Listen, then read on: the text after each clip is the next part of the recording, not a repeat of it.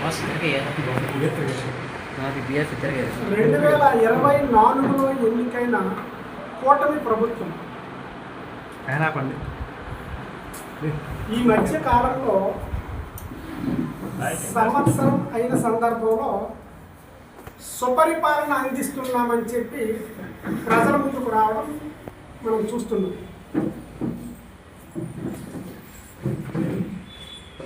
అయితే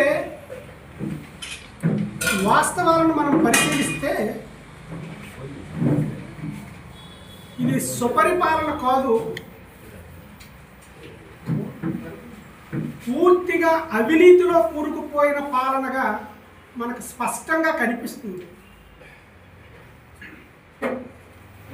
అదే సందర్భంలో సుపరిపాలన అన్న పరిస్థితి పక్కన పెడితే జిల్లా స్థాయి అధికార యంత్రాంగం కూడా వీరి అరాచకాలకి, ఒత్తిడికి పూర్తిగా బందీ అయి అవినీతికి, పరాకాష్ఠకి వారు కూడా చేతులు ఎత్తేసే పరిస్థితి స్పష్టంగా కనిపిస్తుంది.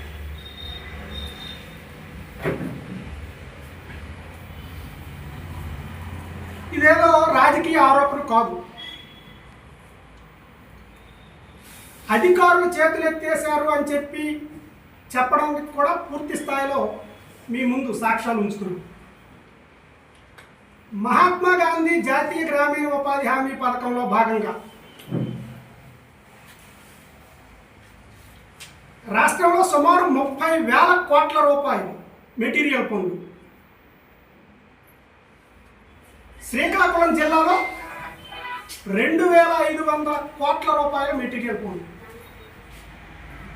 స్థానికంగా మన ఆముదాలవలస నియోజకవర్గంలో 250 కోట్ల రూపాయల పనులు అడ్డగోలుగా దోపిడీ చేస్తున్నారు. ఇది పేద ప్రజలకు ఉపాధి హామీ పథకంగా లేదు, కూటమి నాయకులకు ఉపాధిగా మార్చారు. అదేదో చిన్న చితకా మొత్తం కూడా కాదు.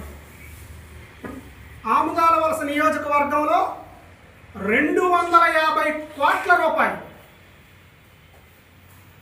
అటు కేంద్ర ప్రభుత్వ మార్గదర్శకాలకు కానీ ఇటు రాష్ట్ర ప్రభుత్వం ఇచ్చిన మార్గదర్శకాలకు కాకుండా స్థానిక శాసనసభ్యుడు కోన రవికుమార్ ఎవరి పేరు చెప్తే వారికి దారాదత్తం చేసే దిశగా ఈ జిల్లా అధికార యంత్రాంగం దాసోహమైంది.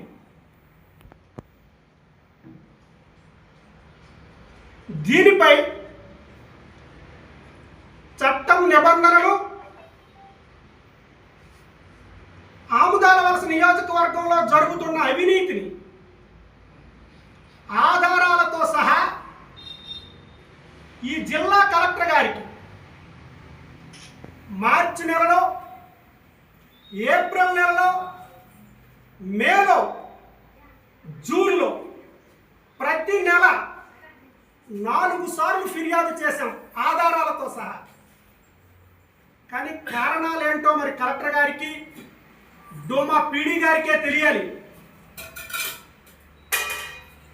అంటే జిల్లా కలెక్టర్ గారిని కనీసం ఆయన ఉద్యోగం కూడా చేయలేని పరిస్థితిలో ఈ శాసనసభ్యుడు అతనిపై ఒత్తిడి తీసుకొస్తున్నారనడంలో ఏమాత్రం సందేహం లేదు. ఒక్కసారి మనం వాస్తవాలను పరిశీలిస్తే 2024-25 కాలానికి గాను ఉపాధి హామీ పథకంలో మెటీరియల్ పనులు చేయడానికి కేంద్ర ప్రభుత్వం ఇచ్చిన మార్గదర్శకాల కాపీ ఇది.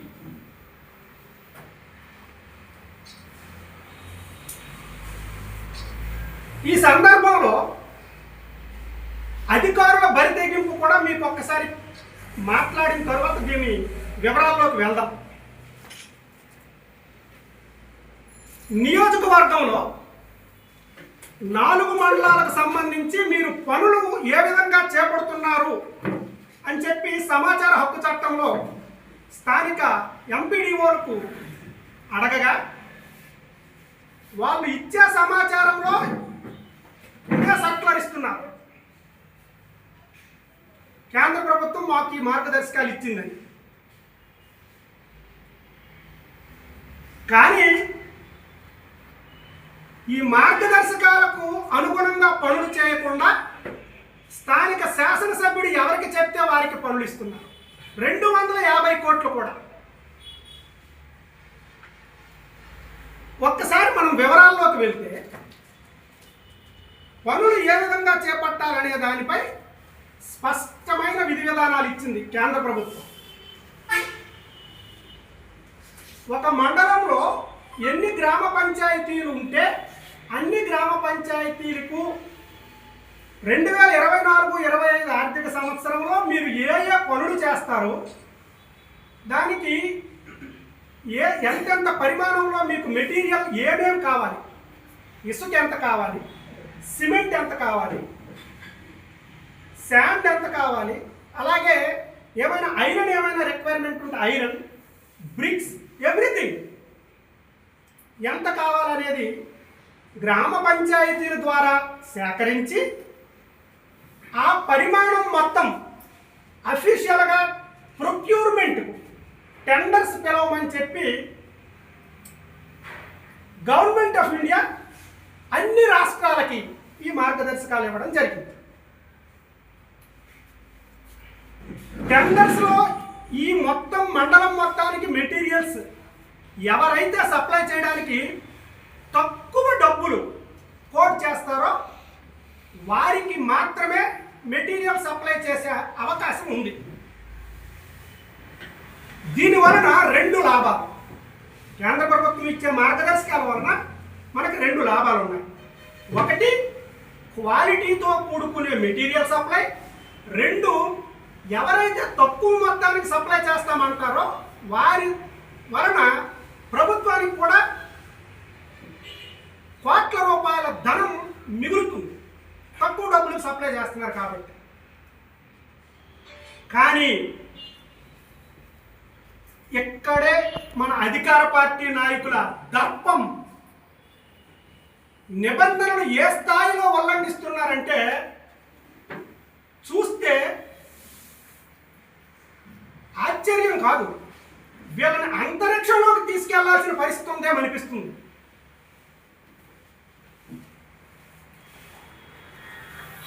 మండల స్థాయిలో టెండర్లకు కాల్ఫర్ చేసి ఎవరికనేది కన్ఫర్మ్ చేయాల్సిన బాధ్యత కేంద్ర ప్రభుత్వం ఎంపీడీఓలకు అప్పచెప్పింది. ఎంపీడీఓలు స్థానిక శాసనసభ్యుడు ఎవరికి ఏ రోడ్డు వేయమని చెప్తే వాళ్ళకే వెండారుగా ఇచ్చారు. ఒక అందరికీ తెలిసిన విషయమే. చిత్రం ఏంటంటే ఒక మండల పరిషత్ డెవలప్మెంట్ ఆఫీసర్ పరిధి, ఇప్పుడు ఉదాహరణకి మనకి ఆమ్దాలవలస ఎంపీడీఓ ఉన్నారు. ఆమ్దాలవలస ఎంపీడీఓ బూర్జులో మనకి ఏమైనా ఒక పెన్షన్ మంజూరు చేయమంటే నాకు అవకాశం ఉందని చెప్పే పరిస్థితి ఉందంటారా? కానీ ఈ శాసనసభ్యుడు చెప్పాడని ఈ కోన రవికుమార్ అరాచకాలు ఏ స్థాయిలో ఉన్నాయో మీ దృష్టిలోకి తీసుకొస్తున్నాను, ఒక్కసారి చూడండి. ఉదాహరణకు పొందూరు మండలంలో ఈ మెటీరియల్ పనులు మంజూరైన పనులకి పొందూరు ఎంపీడీఓ నెల్లూరు కాంట్రాక్టర్కి పనిచ్చాడండి. అసలు నెల్లూరులో ఈ వ్యక్తి ఉన్నాడని ఈ ఎంపీడీఓకి ఎలా తెలుసు? ఈయనేమైనా ఈ మధ్య అంతరిక్షంలోకి వెళ్ళిన శుభాంశు శుక్లా నుంచి ఏమైనా సమాచారం తెచ్చి చాలా మంచి పని చేసేవాడు, ఈ కాంట్రాక్టర్ చాలా మంచి పనివాడు అని చెప్పి ఏమైనా సమాచారం ఇచ్చారో? ఈ జిల్లా కాదు, ఈ నియోజకవర్గం కాదు, పక్క జిల్లా కాదు, ఈ రాష్ట్రానికే ఆ చివర ఉన్న నెల్లూరు కాంట్రాక్టర్కి ఈ ఐడెంటిఫికేషన్ అనేది ఎలా జరిగింది? ఒక వర్క్ ఏమో నెల్లూరు, రెండో వర్క్ నెల్లూరు, మూడో వర్క్ రాజమండ్రి, శ్రీకాకుళం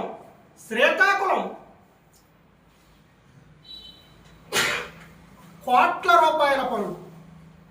ఈ సమాచారం ఇచ్చింది కూడా ఆయనే. ఈ జిల్లాలో అధికార యంత్రాంగం చేతులెత్తింది అని చెప్పి మీకు ఎందుకు చెప్తున్నానంటే, మీరు ఈ పనులు చేపట్టడానికి తీసుకున్న విధి విధానాలు ఏంటని చెప్పి సమాచార హక్కు చట్టంలో అడిగితే నిర్భయంగా ఈ జిల్లాలో అధికారులు మమ్మల్ని ఏం చేయరు, ఎందుకంటే మాకు అధికార పార్టీ నాయకుల సహాయ సహకారాలు ఒత్తిడి ఉంది కాబట్టే మేము చేస్తున్నామని చెప్పి బరి తెగించి మేము ఏమి అవి తీసుకోలేదని చెప్పి సమాచారం ఇచ్చారు. పేపర్ నోటిఫికేషన్ ఏం తీసుకోలే, టెండర్స్ ప్రక్రియ ఏం లేదు, భయం లేకుండా.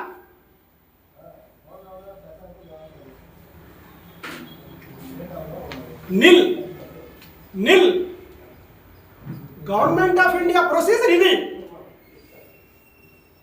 తీసుకోకపోవడం ఒక ఎత్తు అయితే, తీసుకోలేదు అని చెప్పి ఇవ్వడం కూడా బరితెగింపు కాదా?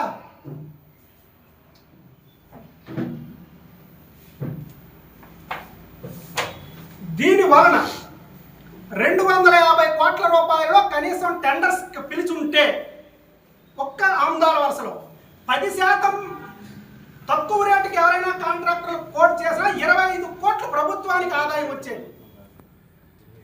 ఈ జిల్లాలో 10 నియోజకవర్గాల్లో 250 కోట్లు, ఉమ్మడి పాత జిల్లాను మనం ప్రామాణికంగా తీసుకుంటే 250 కోట్ల రూపాయలు ప్రభుత్వానికి ఆదాయం మిగిలేదు. అవినీతికి కారణం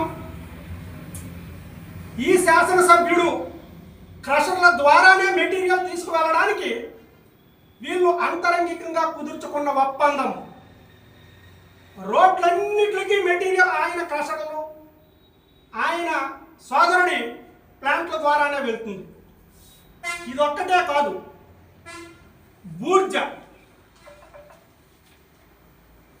బూర్జలో కూడా పూర్తి స్థాయిలో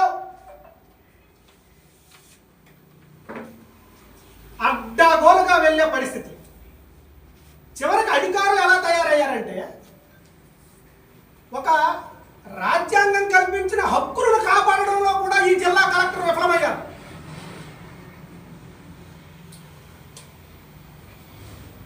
ఇక్కడ అధికార పార్టీ నాయకుల అరాచకాలు ఏ స్థాయిలో ఉన్నాయంటే, ఒక రైతు వారి కుటుంబానికి 7 ఎకరాల పొలం ఉంది. అల్లెన మదనాపురం రోడ్లో కొత్తగా రోడ్డు వచ్చింది. బూర్జు మండలంలో రోడ్డు, సర్బుజ్జుల మండలం ఆయనకి కాంట్రాక్ట్ ఇచ్చారు. ఆ రోడ్డు మా పొలంలో రోడ్డు వేస్తున్నారని కలెక్టర్ గారికి కంప్లైంట్ ఇస్తే బూర్జు మండల సర్వే ఇచ్చిన రిపోర్ట్ ఇది. 56 సెంట్ల భూమి రోడ్లో వేసేసారు అని చెప్పి ఇచ్చిన ఎండార్స్మెంట్. ఒక ప్రైవేట్ రైతు భూమిలో 56 సెంట్లు. అసలు అధికారులు ఏం చేస్తున్నారు? దీనిపై కూడా వెంటనే చట్టపరమైన చర్యలు తీసుకోవాలని చెప్పి కలెక్టర్ గారికి కంప్లైంట్ చేసినప్పటికీ ఇప్పటికీ ఎటువంటి చర్యలు లేవు.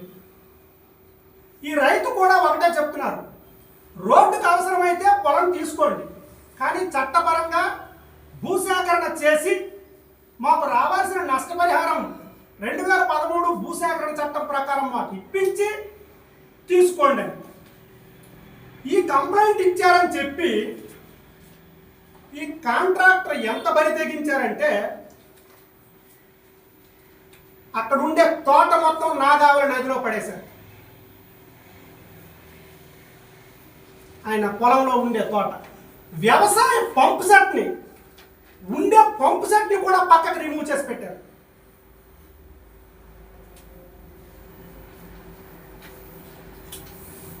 అసలు మనం ప్రజాస్వామ్యంలో ఉన్నామా, రాచరికంలో ఉన్నామా?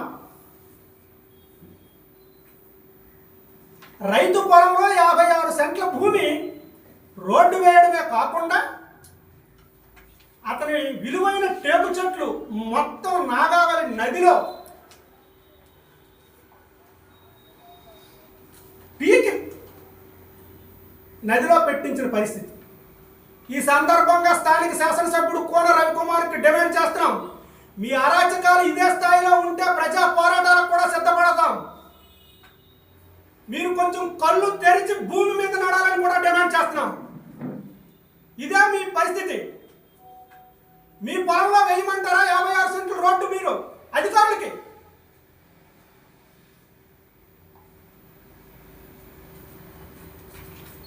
అలాగే అదే ఊర్జలో అధికారుల బరితెగింపు, రాజకీయ ఒత్తిడికి ఇదో ఉదాహరణ. బూర్జ మండలం తోటవాడ చెరువులో ఓవర్ హెడ్ ట్యాంక్ నిర్మాణం చేస్తున్నారని చెప్పి కలెక్టర్ గారికి కంప్లైంట్ చేస్తే ఎంఆర్ఓ గారు ఎండార్స్మెంట్ ఇచ్చారు. వెంటనే కాంట్రాక్టర్కి అది చెరువు, మీరు పనులు నిలుపుదల చేయండి. కానీ ఒక మండల ఎగ్జిక్యూటివ్ మ్యాజిస్ట్రేట్ ఇచ్చిన ఆదేశాలను బేఖాతరు చేస్తూ ఆ కాంట్రాక్టర్ అక్కడ పనులు చేస్తున్నారు. అంటే ఇంజనీరింగ్ అధికారుల బరితెగింప, రాజకీయ పైశాచిక ఆనందమా?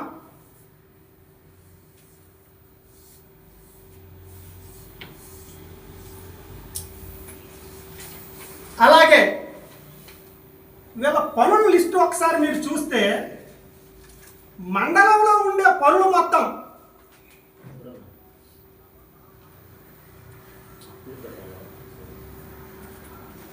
ఇద్దరు ముగ్గురికే కేటాయించేస్తారండి.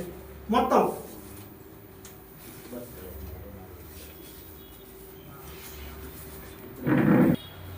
ఇరిగేషన్ డిపార్ట్మెంట్ వాళ్ళు, బాబు మా ఇరిగేషన్ కెనాల్ కప్పేసి మీరు రోడ్డు వేసేస్తున్నారు, సుమారు 900 ఎకరాల నీరు రైతులకు ఆగిపోతే ఆగిపోతుంది, మీరు దయచేసి వెంటనే క్లియర్ చేయండి అని చెప్పి ఇరిగేషన్ డిపార్ట్మెంట్, ఆర్ఎండ్బి డిపార్ట్మెంట్ వాళ్ళు పెట్టుకున్న దయనీయ పరిస్థితి. ఖరీఫ్ పనులు స్టార్ట్ అవుతున్నాయి, రోడ్లు వేయండి, అవసరమైతే ప్రైవేట్ వ్యక్తుల భూములు అవసరమైతే ఖచ్చితంగా భూసేకరణ చేయండి, నష్టపరిహారం ఇచ్చి రోడ్లు వేయండి. ఇరిగేషన్ కెనాల్ ఒకవేళ ఇది తప్పనిసరిగా ఆ రోడ్డు వేసేటప్పుడు కప్పాల్సిన పరిస్థితి వస్తే ఇరిగేషన్ డిపార్ట్మెంట్ అనుమతి తీసుకోండి, ప్రత్యామ్నాయంగా కాలు ఏర్పాటుకు ప్లాన్ చేయండి, రోడ్డు వేయండి. ఇదేంటిది? ఇప్పుడు మీరు ఇది కప్పేసి రోడ్డు వేశారు, ఒక రైతు ఏమో 56 సెంట్లు పొలంలో రోడ్డు వేశారు, ఇరిగేషన్ కెనాల్ కప్పేశారు, మేము ఇవ్వలేదు. ఇది ఇరిగేషన్ డిపార్ట్మెంట్ ఆర్ఎండ్బి డిపార్ట్మెంట్కి లెటర్ పెట్టింది, 900 ఎకరాల వరకు హైకోర్టు డ్యామేజ్ అయిపోతుంది. అసలు ఏంటి మీ అరాచకాలకి ఒక హద్దు లేదా?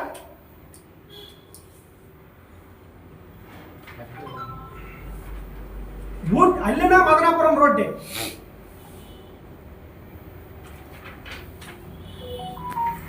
అన్నంపేట, వైకుంఠపురం, పెద్దపేట, టీడీఆర్ పేట, అల్లెన, పాలవలస, అన్నంపేట, పాలవలస, మొత్తం 16 వర్కులు, ఇద్దరే కాంట్రాక్టర్లు. 16 గ్రామ పంచాయతీల్లో 2 కాంట్రాక్టర్లు అండి. ఒకటి శివ్వాల సుదర్శనరావు, 2 బగాది హేమలత. ఇది బూర్జు మండలం రోడ్లు. సరుబుజ్జుల మండలం అనే కాంట్రాక్ట్లు ఏంటండి?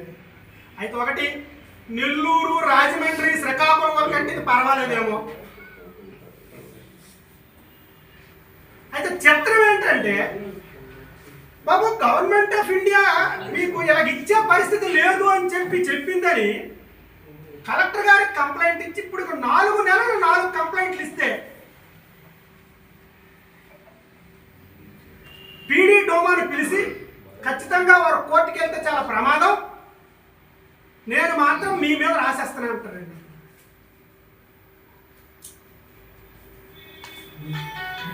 ఆపడానికి యాక్షన్ తీసుకోవట్లేదు అంటే కాలయాపన చేసి ఈలోగా అధికార పార్టీ నాయకులకు బిల్లులు చెల్లించడానికి పూర్తి స్థాయిలో ఒక పక్క వ్యూహంతో అధికార పార్టీ ఒత్తిడికి తలొగ్గిన జిల్లా అధికార యంత్రాంగం. ఖచ్చితంగా ఈ అధికార యంత్రాంగానికి మీ ద్వారా మా విజ్ఞప్తి, రాజకీయ ఒత్తిడికి లోనై పనిచేయొద్దు. దయచేసి ఆ పరిధి నుంచి బయటికి వచ్చి టెండర్లకు పిలవండి, ఎవరికి టెండర్ వస్తే ఎలాగో అధికార పార్టీలో ఉన్నారు, వాళ్ళ దగ్గర ఎక్విప్మెంట్లు కూడా ఉన్నాయి కాబట్టి టెండర్లో వాళ్ళే పాల్గొంటారు. గ్రామ పంచాయతీలు వాళ్ళ నుంచి మెటీరియల్ తెచ్చుకొని పనులు చేస్తాయి. National rural employment guarantee act ప్రకారం గ్రామ పంచాయతీలే పనులు చేయాలి. Government of India procurement of material procedure ఇచ్చింది. మీరు రెండింటిని కూడా అమలు చేయాలని దౌర్భాగ్య స్థితిలో ఉంటే ఇక ఈ జిల్లా యంత్రాంగం ఏం చేస్తున్నట్టు? వీళ్ళ పరిస్థితి ఎలా ఉందంటే, మరొకసారి పొందూరు మండలంలోనే మరొక ఉదాహరణ చూపిస్తుంది. మొదల వలస అనేది ఒక గ్రామ పంచాయతీ ఉంది. కలెక్టర్ గారు 13 వర్కులు శాంక్షన్ చేశారు. కొన్ని పనులు ప్రైవేట్ భూముల్లో కూడా శాంక్షన్ చేశారు. ఖచ్చితంగా అవి వెంటనే నిలుపుదల చేయాలి. అలాగే ఆ శాంక్షన్ అయిన పనులు గ్రామ పంచాయతీ మేము చేయడానికి సిద్ధంగా ఉన్నామని చెప్పి మార్చి నెలలో తీర్మానం చేసింది. చేస్తే స్థానిక శాసనసభ్యుడు దర్పం అక్కడ ప్రదర్శించి పొందూరు మండలంలో గ్రామ పంచాయతీ చేయడం ఏంటి, ఆమదాల వలసలో మా చుట్టం ఎక్స్ కౌన్సిలర్ మొదల వలస రమేష్ ఉండగా ఎవరితోనో పనులు చేయడం ఏంటంటే 13 పనులు మొదల వలస రమేషే.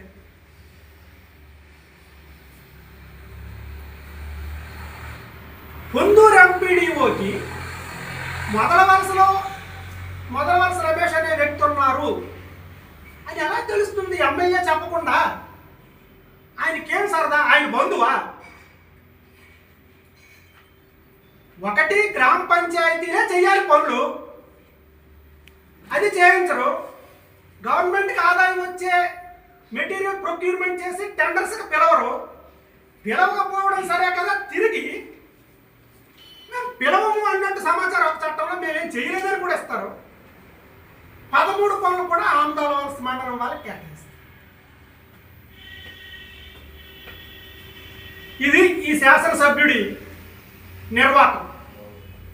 మాట్లాడితే మైక్ దొరికితే చాలండి, చట్టం రూల్స్ మీకు అవగాహన లేదు. ఈ పదాలు వాడే ఈ శాసనసభ్యుడు కోన రవికుమార్ ఎప్పటికైనా అధికారులపై ఒత్తిడి చేయడం మాని చట్టం నిబంధనల ప్రాప్తికి పనులు జరిగేటట్లు చర్యలు చేపట్టాలని చెప్పి డిమాండ్ చేస్తున్నాం. అలాగే మీ ద్వారా జిల్లా అధికార యంత్రాంగానికి కూడా జిల్లా కలెక్టర్ గారితో సహా ఉపాధి హామీ నిధులను కూటమి నాయకులకు ఉపాధిగా మార్చొద్దు. భవిష్యత్తులో వచ్చే న్యాయపరమైన చిక్కులకు మీరు బాధ్యులు కావద్దని చెప్పి మీ ద్వారా తెలియజేస్తున్నాను. ఈ సందర్భంగా ఇదే శాఖకు మంత్రిగా ఉన్న జనసేన అధ్యక్షులు పంచాయతీరాజ్ శాఖ మంత్రివర్యులు పవన్ కళ్యాణ్ గారికి కూడా మీ శాఖలో రాష్ట్ర వ్యాప్తంగా 25 నుంచి 30 వేల కోట్ల రూపాయల పనులలో ఎంతటి అవినీతి జరుగుతున్నా మీరు గమనించకపోవడం ఈ రాష్ట్ర ప్రజలకు శరాఘాతంగా మారుతుంది.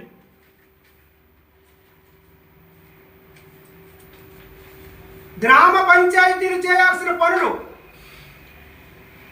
అధికార పార్టీ నాయకులకు ఉపాధిగా మార్చిన ఈ పరిస్థితి చూస్తుంటే మీ దృష్టిలో ఉండి ప్రభుత్వం ఏర్పడిన కొంతకాలం మా కార్యకర్తలకు వనరుగా ఉంచుకోవాలనుకుంటున్నారా, లేక మీ దృష్టిలో లేదా? లేకపోతే వెంటనే ఖచ్చితమైన మార్గదర్శకాలు ఇచ్చి రాష్ట్ర వ్యాప్తంగా గ్రామ పంచాయతీల ద్వారా పనులు జరిగేటట్టు చేపట్టాలని చెప్పి డిమాండ్ చేస్తున్నాం. 30 వేల కోట్ల దోపిడీ జరుగుతున్నా సరే ప్రశ్నించిన పరిస్థితుల్లో ఈ కూటమి ప్రభుత్వం ఉంది. రాబోయే రోజుల్లో కేంద్ర ప్రభుత్వ మార్గదర్శకాలకు అనుగుణంగా ప్రొక్యూర్మెంట్ చేపట్టి పంచాయతీల ద్వారానే పనులు జరిగేటట్టు చర్యలు చేపట్టాలని చెప్పి మీ ద్వారా ఈ ప్రభుత్వాన్ని డిమాండ్ చేస్తున్నాం. Thank you. ఒక జిల్లా అధికారి జిల్లాలో చెప్పిన మాట, సార్ రాష్ట్రం అంతా ఇదే పరిస్థితుల్లో ఉంది, మేము చిన్న అధికారులు, మీరు రాష్ట్ర స్థాయి అధికారులతో మాట్లాడితే బాగుంటుంది తప్ప మమ్మల్ని ఏం చేయమంటారు, రాష్ట్రం మొత్తం ఇలాగే జరుగుతుందని చెప్పి ఆయన నిస్సహాయ స్థితిని వెళ్ళబుచ్చిన పరిస్థితి. అంటే రాష్ట్రంలో అధికార పార్టీ ఒత్తిడి అధికారులపై ఏ స్థాయిలో ఉందో ఈ విషయం ద్వారా మనకు తేటతెల్లమవుతుంది.